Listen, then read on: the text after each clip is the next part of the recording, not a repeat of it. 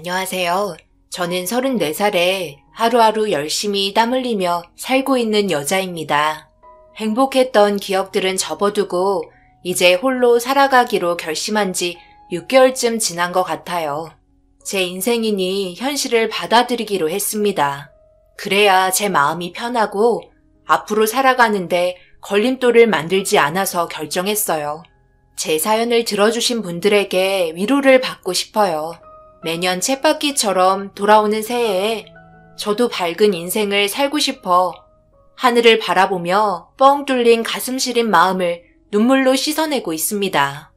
전부 제 욕심인 것 같아요. 누군가에게 평생을 사랑받으며 살고 싶은 마음뿐이었는데 안타깝게도 모든 일은 물거품으로 돌아갔어요. 사랑했던 남자와 지속적으로 만남을 이어오다 보니 결혼 얘기는 빠질 수 없는 일이었어요. 우리 만난 지 지금 3년이 넘었는데 아직까지 결혼하고 싶다는 생각 해본 적 없어? 내가 몇 번이나 말했는데 왜 내 말은 무시하는 거야?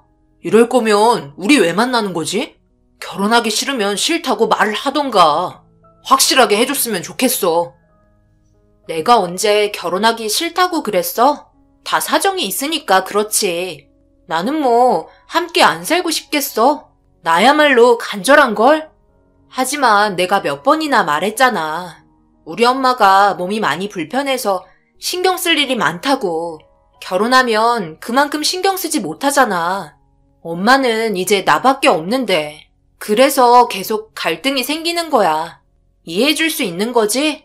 자기한테 짐이 되게 하고 싶지 않아. 내가 괜찮다고 몇 번을 말해. 그리고 요양원에 계시잖아. 나랑 자주 왔다 갔다 하면 되는 거지. 자기가 결혼 안 하고 이렇게 살고 있는 건 과연 좋아하실까? 결혼 얘기는 꺼내봤어? 조만간 한번 찾아뵙고 싶은데 시간 잡을 수 있지? 이 남자는 저를 정말 진심으로 사랑해줬고 모든 걸 제 기준으로 맞춰줬습니다. 더 이상 기다리게 하고 싶지 않았어요. 저만의 이기적인 행동과 생각이라고 느꼈거든요. 이 남자 또한 저를 배려해주는 것도 한계에 다다른 듯 보였습니다. 그래서 시간을 내어 함께 요양원을 찾았고 저희 엄마를 소개해줬어요. 그 전에 엄마에게 결혼하고 싶은 남자가 있어서 소개해준다고 미리 말을 꺼냈고 이런 얘기를 처음 꺼내는 거라 살짝 놀라셨지만 엄마도 제가 잘 되길 바라셨어요. 그렇게 저희 셋이 한자리에 모여 서로 인사를 나눴고 좋은 분위기 이끌어 나갔어요. 그리고 한참 동안 이런저런 대화를 이어나갔고 저희 둘이 하루빨리 자리 잡아 행복하길 바란다며 되려 자신 때문에 결혼에 대해 고민시킨 것 같아 미안해 하셨습니다. 그래도 이렇게 직접 얼굴 뵙고 돌아가서 마음은 놓이네. 그런데 어쩌다가 두 다리를 잃으신 거야? 나는 그때 독립해서 한창 일을 하고 있었는데 병원에서 전화가 왔더라고. 그리고 부모님 두 분 다 위급한 상황이라는 말을 듣게 되었어. 급하게 병원에 찾아가 보니 벌써 아버지는 세상을 떠나셨고 엄마는 큰 수술을 진행하고 있는 상태였어. 너무 갑작스럽게 닥친 불행이라 어떻게 해야 할지 모를 때 그래도 큰아버지와 연락을 할 수 있어서 금전적으로 도움을 받을 수 있었어. 엄마는 수술이 끝나고 병실로 옮겨졌지만 충격적인 모습으로 돌아오고 말았지. 두 다리를 잃게 되었어. 추락사고인 거 말고는 알아낸 건 없어. 엄마도 그때 당시 사고의 기억은 전부 잃은 상태야. 지금은 아예 그때의 기억을 떠올릴 생각은 없으신 것 같아. 엄마는 불의의 사고로 인해 두 다리를 잃게 되었어요. 충격적인 상황으로 사고 당시의 기억을 완전히 잃은 상태였죠. 떠올리려 별의별 노력을 다해봤지만 오히려 엄마의 몸 상태만 악화되었고 좋아지는 것 같지 않아 포기하게 되었습니다. 그 기간이 10년이 지난 상태였어요. 그리고 뒤에서 모든 걸 처리해 주셨던 큰아버지도 세상을 떠나시면서 저와 엄마만 남게 되었고 저 혼자 돌봐드릴 수 없어 요양원으로 옮기게 되었어요. 매일 침대에서만 생활을 하셔야 하는 불행한 삶을 살게 되셨지만 항상 저를 보면 밝게 웃어주셨어요. 걱정하는 모습에 얼굴을 보고 싶어 하지 않으셨습니다. 결혼할 남자에게 아무에게도 말하지 못했던 과거의 일들을 전부 말하게 되었고 슬퍼하는 저를 보며 같이 슬퍼해 줬어요. 그리고 결혼에 대해 더욱더 확신에 찬 눈빛으로 자기 집에도 인사하러 가자며 저와의 결혼을 최대한 서두르고 싶어 했습니다. 정말 좋은 사람이고 놓치고 싶지 않았어요. 2번 다시 이런 남자를 만날 수 없을 것 같은 두려움도 있었죠. 그래서 저 또한 인사드리러 가게 되었고 좋은 결과를 얻을 수 있게 잘 보이도록 노력하는 모습을 보여줬습니다. 처음 뵙는 자리는 상당히 떨리더라고요. 나도 우리 아들에게 대충 사정을 듣긴 했는데 둘이 죽고 못 살 정도로 사랑하고 있는 건 충분히 알겠어. 그것까지는 나쁘지 않아. 그런데 그런 불행한 환경을 가진 집안의 경우 내 주변에도 많이 있거든? 안타깝게도 절대 좋아지지 않더라고. 오히려 시간이 지날수록 나빠지기만 하지 좋아지지는 않아. 그런데 그런 집안에 우리 아들을 보낸다면 내가 좋다고 보내겠니? 잘 사는 집안의 여자가 인사 와도 받아들일까 말까인데 너희 집안 재산도 없는 거잖아. 전부 너희 엄마 병원비로 탕진하고 있는 거 아냐? 그럼 우리 아들이랑 결혼하면 아들 월급 또한 병원비로 다 들어갈 텐데 결과적으로 앞날이 뻔히 보이지 않니? 사랑이 밥 먹여주는 것도 아니고 연애할 때랑 결혼은 완전히 다른 거야. 지금은 서로 사랑해서 어떤 어려움이 찾아와도 이겨내고 잘 살아갈 수 있을 것 같지? 그건 몇 년 안에 전부 끝나게 되어 있어. 현실의 눈을 뜨게 되지. 그럼 뭐다? 이혼인 거야. 뻔히 보이는 스토리에 우리 아들에게 훈장 하나 남기게 하고 싶지 않다. 이혼남이라는 타이틀이 얼마나 많은 지장을 주는지 잘 알고 있지? 내가 좋게 생각해보려 해도 답이 나오지 않네. 더 이상 만나지 않는 게 서로에게 유익을 줄 수 있을 것 같은데 내 말 너무 서운하게 생각하지 않았으면 좋겠다. 너희 어머니는 당연히 웃으면서 허락해 주셨겠지. 네가 힘이 덜 들 테고 금전적으로 부담을 줄일 수 있으니까. 그런데 나는 아니다. 우리 집안 멀쩡하고 부족한 거 하나 없는데 절망밖에 안 남은 너희 집에 우리 아들 보낼 이유는 없잖니? 그리고 너랑 결혼시키려고 몇십 년 동안 우리 아들 힘들게 키운 거 아니다. 어머님은 저희 집안의 사정을 듣고 나서 자기 아들이 봉사활동하려고 태어난 줄 아냐며 윽박지르시며 화내셨어요. 그런 어머님의 마음 이해 못하는 거 아니었고 이런 말 듣게 될 거라 생각했어요.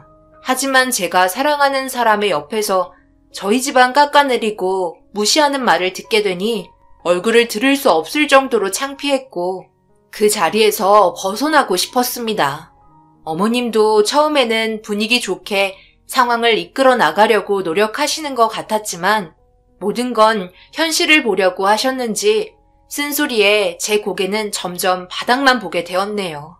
이렇게 될 거라고 어느 정도 예상은 하고 있었는지 이 남자 부모님 보는 앞에서 제 손을 꽉 잡으며 불행인지 행복인지 시작도 해보지 않고 결론을 말한다는 건 아닌 것 같다며 앞만 보며 달렸습니다.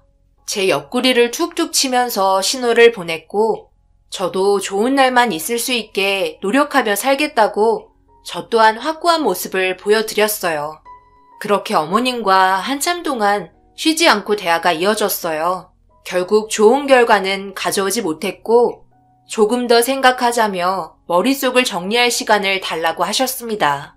저희도 한 발 물러나 어머님의 결정을 기다리게 되었어요. 그렇게 어느 정도의 시간이 흐르고 어머님이 개인적으로 저와의 만남을 원하셨어요.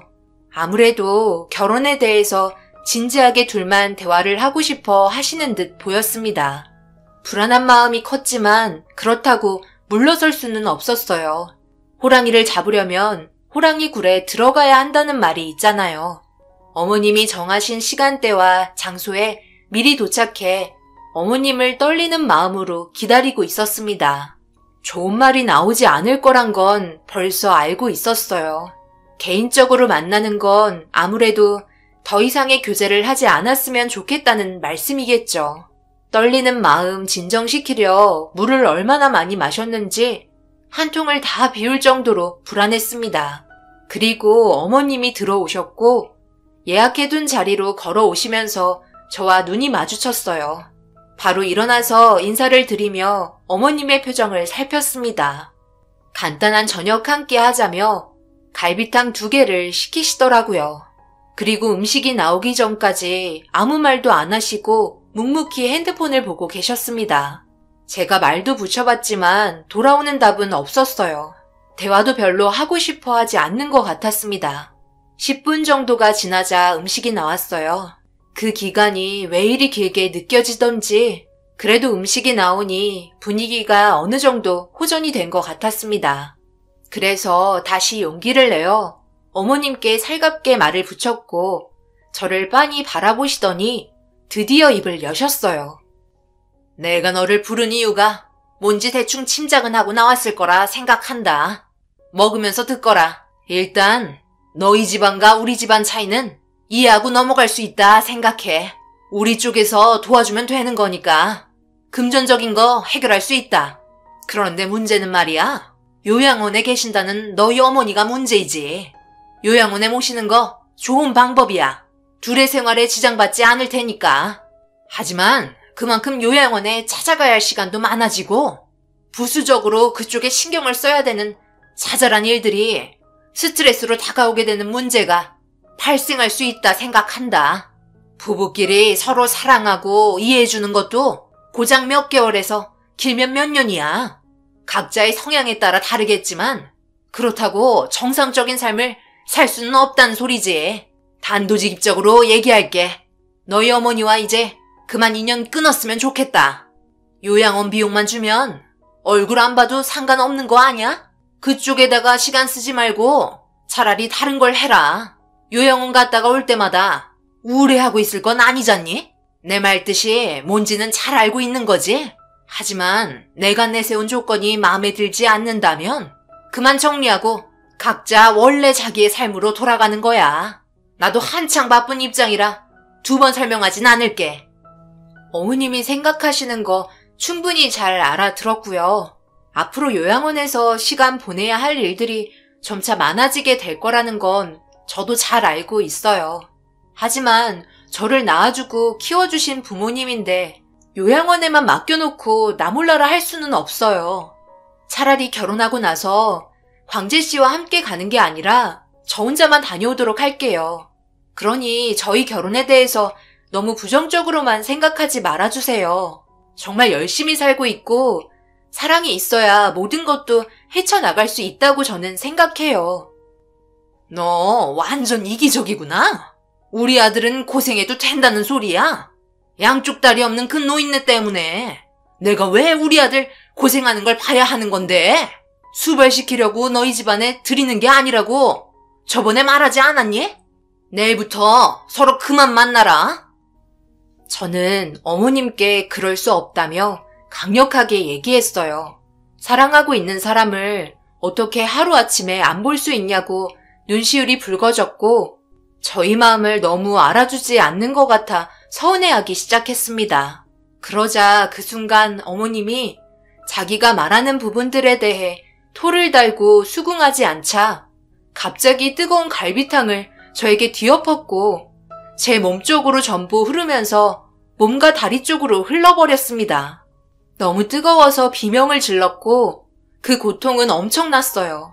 급하게 휴지로 닦긴 했지만 벌써 화상을 입었는지 후끈거리기 시작했고 쓰라리기까지 했습니다. 저는 어머님의 돌발 행동에 넋을 잃었어요. 씩씩거리며 흥분하고 계신 모습과 눈빛이 너무 무서웠고 어떻게 해야 될지 몰라 뜨거운 다리를 붙잡고 있었어요. 어머님은 2번은 말하게 하지 말라며 저희 엄마 양쪽 다리 없단 이유로 갈비탕을 뒤엎으며 결혼을 반대하셨습니다. 어머님은 그렇게 식당에서 나가셨고 저는 뒤처리한 다음 집으로 돌아갔어요. 좋은 말은 하나도 듣지 못하고 확실하게 쐐기를 박으려고 하셨는지 도끼를 품은 모습을 보고 말았습니다. 집에 와서 뜨거웠던 부분들을 보니 전부 빨갛게 살이 달아올라서 후끈거리고 있었어요. 물집도 군데군데 잡혀있는 상태라 치료를 받아야 하는 일이 생기고 말았습니다. 다행히 병원이 문 닫을 시간은 아니라 병원을 찾아 바르는 약과 먹는 약을 처방받고 집으로 돌아가고 있었어요. 그런데 집으로 돌아가지 않으셨는지 아직까지 동네에 머물고 계셨던 어머님은 지인분과 함께 서로 진지한 표정으로 대화하는 모습이 발견되었어요. 또다시 얼굴 마주치는 게 두려워 모른 척하고 최대한 돌아서 집에 도착했어요. 식당에서 어머님과 대화할 때부터 결혼을 약속한 남자에게 지속적으로 전화가 왔지만 받지 않았어요. 그날은 받고 싶은 마음이 없었습니다. 결혼이라는 게 너무나 힘들었고 이렇게까지 해서 무리하게 진행할 필요가 있는지 의문이 들었어요. 저도 점점 기운이 빠졌고 처음에 가졌던 자신감 있던 모습은 찾아볼 수 없을 정도로 정신적인 충격이 상당히 컸어요. 저희 집안이 못 살긴 하지만 그렇다고 이렇게까지 취급받는 게 너무 싫었습니다. 그리고 결혼하고 나서 좋은 일이 있을지 없을지 미래는 그 누구도 알 수 없는 건데 어머님 머릿속에서 나온 상상의 일들을 현실화 시키려고 하시는 게 너무 서운했어요. 이 남자와 잠깐 만나고 결혼하겠다는 것도 아니고 오랜 기간 만나면서 싸운 적 단 한 번도 없었는데 그런 것들은 안 보시고 지금 당장 눈앞에 펼쳐진 것만 보시니 너무 답답했어요. 그렇게 다음날 아침이 되었을 때 어김없이 남자에게 전화가 왔어요. 자고 일어나니 어느 정도 진정이 되었고 전화를 받았습니다. 너무 늦게 받아서 많이 서운했는지 저에게 화를 내며 전화는 왜 이렇게 늦게 받냐고 소리치기 시작하자 전날에 있었던 일에 대해 얘기했어요. 내가 전화를 안 받으려고 했던 게 아니야. 너무 힘들어서 그랬어. 어머님이 전화하셔서 따로 만나자고 했는데 아무래도 우리가 결혼하는 게 마음에 들지 않으셨나 봐. 그래서 나도 고민이 많았고 우리 결혼 다시 생각해보는 게 좋을 것 같아. 아무래도 내가 어머님 집안에 피해를 줄 수밖에 없는 사람이라고 생각하시는 것 같아. 그리고 우리 엄마를 너무 막대하셔서 나도 더 이상 참기 힘드네. 아무것도 모르고 좋은 소식만 기다리고 있는 엄마를 생각하니 너무 마음이 아파. 미안해. 나중에 다시 통화하자. 결국 서로 좋은 말은 오고 가지 않았어요. 서로에 대한 입장이 달랐기 때문에 어쩔 수 없었습니다. 좋게 해결하려고 노력했지만 좋아지기는커녕 오히려 피해만 늘어가는 것 같아 더 이상은 안 될 것 같아 이 남자와의 만남을 포기해야 할 것 같았습니다. 저희는 한동안 서로 연락하지 않았어요. 제가 계속 전화 받는 것도 거절하다 보니 그 사람도 많이 지쳤었나 봐요. 그렇게 한동안 연락 없이 시간은 흘렀고 자연스럽게 헤어지는 것처럼 되었습니다. 아무래도 확실하게 정리해야 할 것 같아 시간을 잡고 만났어요. 그동안 함께했던 많은 날들이 있는데 문자 한 통으로 헤어짐을 통보하는 건 아닌 것 같았습니다. 그렇게 저희는 아무 말 없이 식당에 앉아 서로를 제대로 바라볼 수도 없이 한참을 고개만 숙인 채 먼저 대화를 꺼내길 원하고 있었어요. 결국 제가 먼저 헤어지자고 말을 꺼냈고 제 입에서 나온 말에 고개를 들며 저를 바라보던 그 사람도 더 이상의 아픔은 주고 싶지 않았는지 부정하지 않았어요.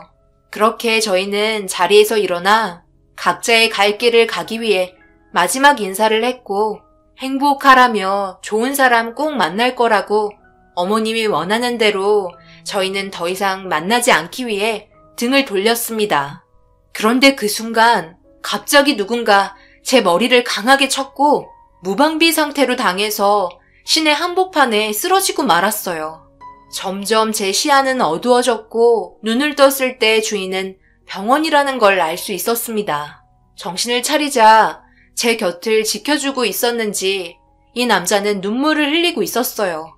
어떻게 된 일인지 힘없는 말투로 물어보았고 제가 이렇게 된 이유는 다름 아닌 어머님이 저희가 만나고 있는 모습을 보고 자기가 한 말을 듣지 않고 있다 생각했는지 화가 나 식당에 있던 소화기를 저한테 던진 거였습니다. 어머님은 어디 갔냐고 물어보니 경찰서에서 조사를 받고 있다며 일단 치료에 집중을 하는 게 좋을 것 같다고 설명해 주는데 의사가 의식이 돌아온 저를 보며 다행히도 가벼운 뇌진탕이라고 정말 큰일 날 뻔했다는 말을 듣게 되었어요. 한순간 욱하는 성질 때문에 사람을 함부로 대하는 어머님을 도저히 용서할 수 없었어요. 만약 저에게 문제가 생겨 세상을 떠나게 되면 요양원에 홀로 남겨져 있는 엄마를 생각하니 더욱더 화가 치밀어 올라 처벌은 확실하게 해야 할 것 같았습니다.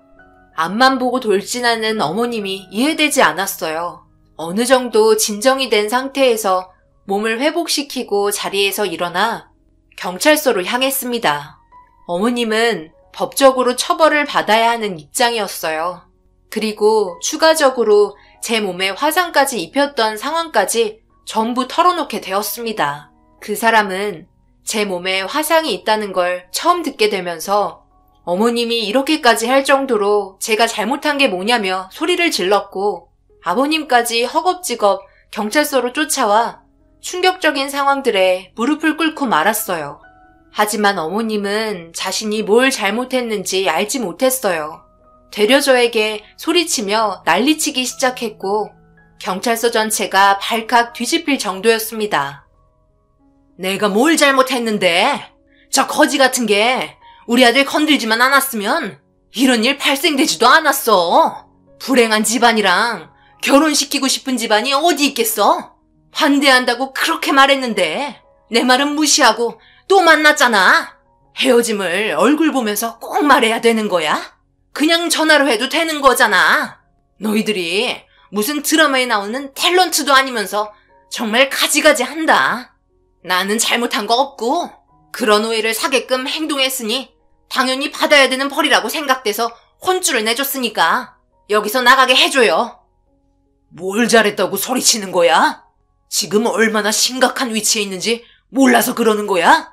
구치소에 들어가고 싶어서 그래? 후회하지 말고 잘못한 거 있으면 무릎이라도 꿇고 싹싹 빌어. 인생 망치고 싶어서 난리치지 말고. 서로 좋다는데 너무 몰아세워도 안 좋은 거 몰라? 우리가 미안하네. 한 번만 용서해주게. 우리 아들이 힘들어질까봐 부모 입장에서 걱정돼서 그런 거니 이번 한 번만 용서해주면 안 될까? 내가 대신 무릎이라도 꿇겠네. 더 이상 소란 피우지 말게. 아버님은 어머님을 대신해 무릎을 꿇었고 용서해달라고 빌기 시작했어요. 어머님 외에 다른 분들 전부 얼마나 심각한 건지 잘 알고 있는데 오히려 아버님의 행동에 무슨 무릎을 꿇냐며 저를 보며 잡아먹을 듯이 소리치고 있었습니다. 저도 더 이상은 용서해줄 마음이 없어 법적으로 처벌하기를 원했어요. 그런데 그 순간 요양원에서 전화가 와서 받아보니 엄마의 몸 상태가 최근 들어 급격하게 안 좋아져서 빨리 요양원으로 와봐야 할 것 같다며 다급해했고 나중에 다시 얘기하자며 요양원으로 향했습니다. 남자는 저에게 안 좋은 일이 발생됐다는 걸 눈치챘는지 저를 태워주겠다고 따라왔지만 더 이상의 관계는 엮이고 싶지 않아 거절하며 택시에 올라탔어요. 그렇게 요양원에 도착했는데 엄마가 걱정이 되었는지 그 사람도 급하게 따라왔더라고요. 그런데 그 뒤에는 아버님과 어머님도 따라오셨습니다. 저는 소리치며 들어오지 말라고 화를 냈어요. 저희 엄마를 보여주고 싶지 않았어요. 상처되는 말을 듣게 될까봐 겁이 났습니다. 엄마는 제가 도착하자마자 진정을 되찾았고 아무래도 병원에서 진료를 받아봐야 할 것 같다는 원장님의 말에 구급차를 불러 병원으로 옮기려고 준비하고 있었어요. 고통스러워하는 모습에 저를 보며 밝게 웃어주려고 애쓰시는 모습을 보니 눈에서 눈물이 흘렀어요. 그런데 어머님이 그 모습을 뒤에서 지켜보고 있었습니다. 그러자 어머님이 갑자기 입을 틀어 막았으며 뒷걸음질 치길래 양쪽 다리가 없는 엄마의 모습을 보고 충격받으셔서 그런 줄 알고 나가시라며 소리를 쳤는데 엄마와 눈이 마주치자마자 뭔가 이상함을 느꼈습니다. 엄마는 엄청나게 놀란 눈빛으로 어머님을 바라보고 계셨고 입을 벌린 채 아무 말도 하지 못하고 있었어요. 둘의 관계에 뭔가 있는 듯 보였습니다. 그런데 엄마가 갑자기 어머님의 이름을 부르며 얼굴색이 변하셨고 무서울 정도로 인상을 쓰기 시작했어요.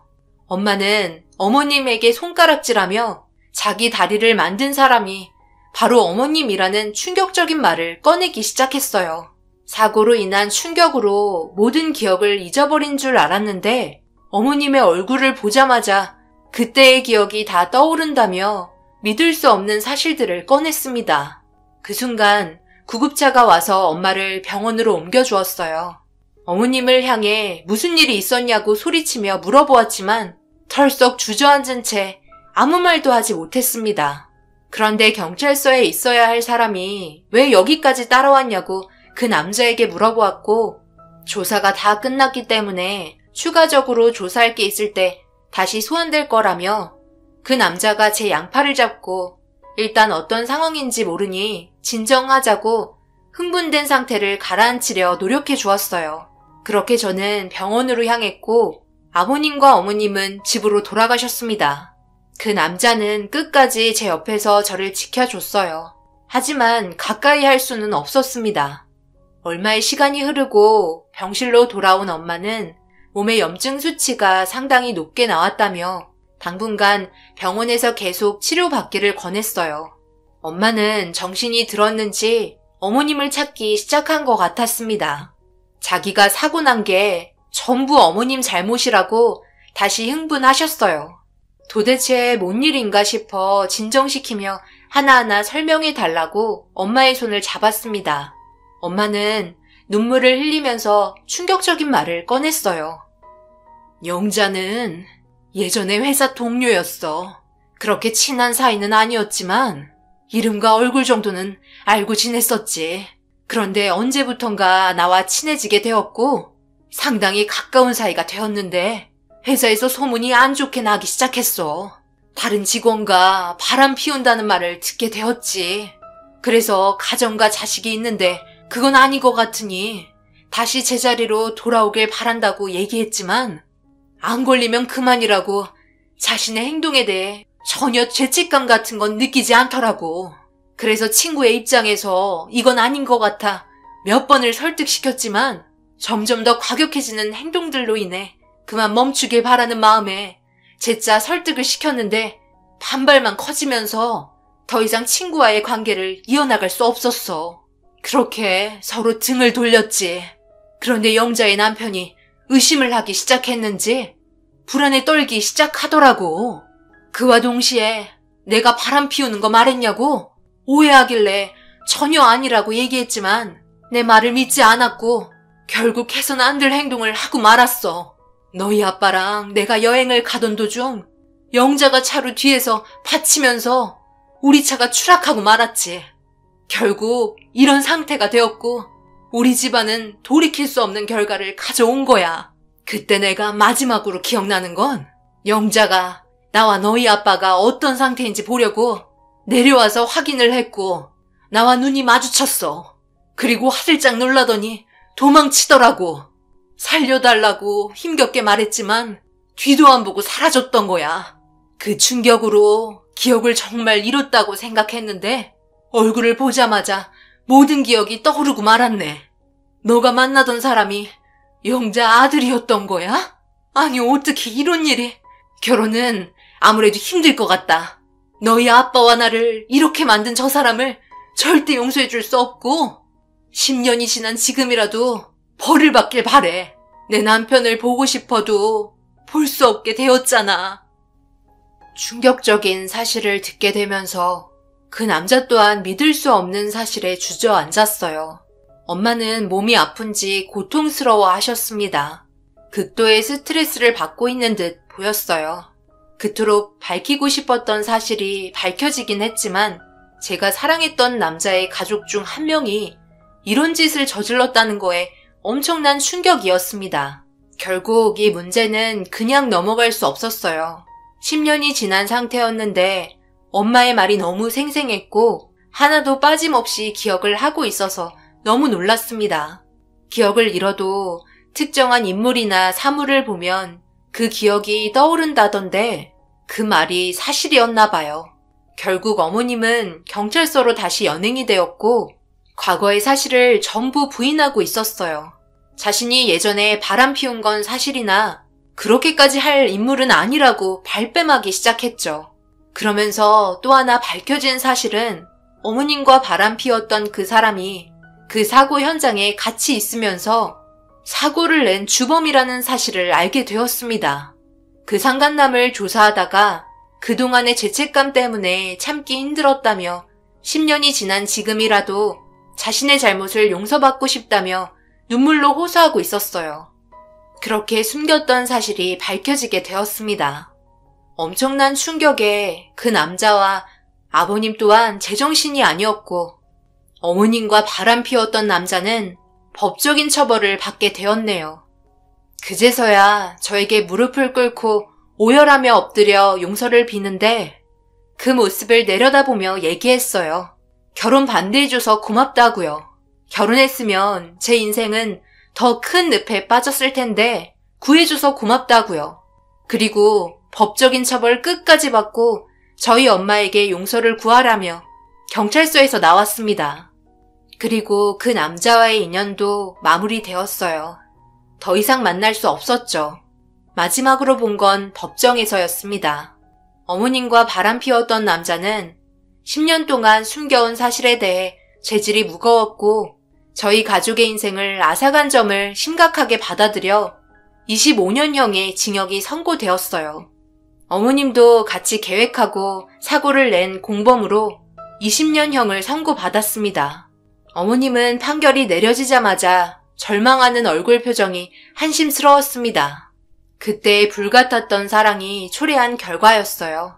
한 사람의 잘못된 행동으로 주변 사람들 전부가 피해를 받게 되니 너무 힘들었습니다. 그렇게 지금은 엄마와 함께 둘이서 지내고 있어요.